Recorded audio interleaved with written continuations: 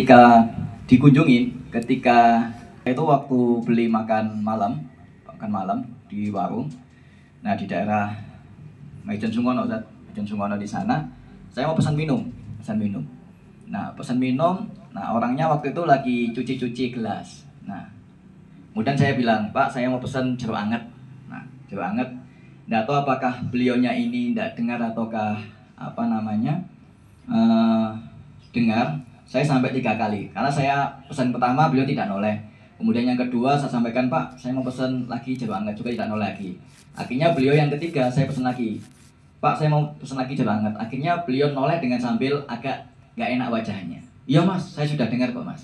Nah, akhirnya ketika beliau balik lagi ke tempatnya membuatkan minuman itu, Mas, mau minum di sana, mau minum di mana? Saya goda sekalian. Mau minum di sini Mas? Ya enggak, mau minum di sana Pak. Karena mejanya itu di sebelah sana, enggak di warungnya itu enggak di tempat beliaunya buat minumnya. Enggak Pak, saya enggak minum di sini, saya minum di meja sana Pak. Nah, enggak tahu beliaunya juga tambah mangkal apa enggak, saya enggak tahu. Saya juga goda aja sekalian orangnya sekalian itu. Nah, akhirnya saya pindah karena antara tempat pesan makanan dengan minumnya agak jauh. Akhirnya saya menuju ke tempat makanan, diantarkan. Nah, ada orang yang buat minuman tadi itu datang lagi, tanya lagi, Mas, tadi pesan jeruk anget apa jeruk panas? Jeruk anget Pak. Oh, jeruk anget ya? Iya Pak. Akhirnya beliau balik lagi ke situ dengan wajah yang masih tidak enjoy. Nah, saya sampai makan hampir 30 menit, jeruk anget itu tidak datang-datang. Nah, padahal dalam hati saya itu mungkin gak jeruk anget kok ngele ya. Nah, hati saya kalau misalnya memang ini rezeki saya, insya Allah jeruk anget itu akan datang di meja saya. Kalau enggak, ya sudah, berarti itu bukan rezeki saya dan saya tidak akan saya bayar. Nah, bisa jadi orang ini masih ada mangkel ketika tadi awal dia pesan tadi itu.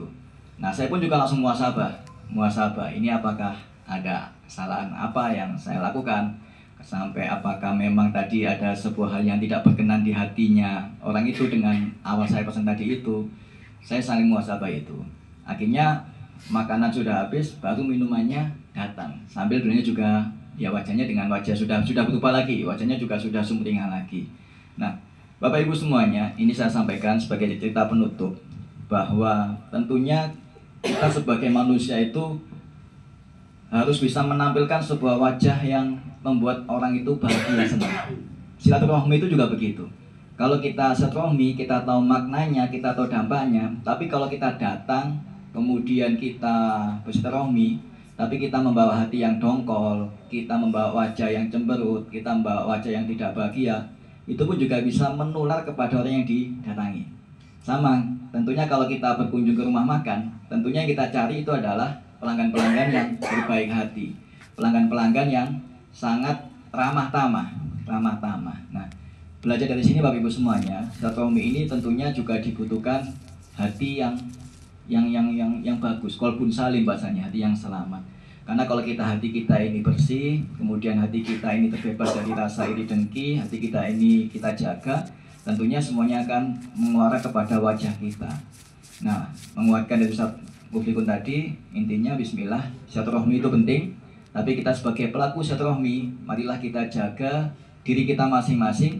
Ketika kita silaturahmi ini, upayakan kita membawa sebuah kenangan yang terbaik. Kita bisa membawa kenangan yang berbekas, kita membawa sebuah nasihat-nasihat terbaik, sehingga ketika orang itu selesai silaturahmi itu ada sebuah kenangan yang berbekas di situ. Kayak tadi ketika tadi malam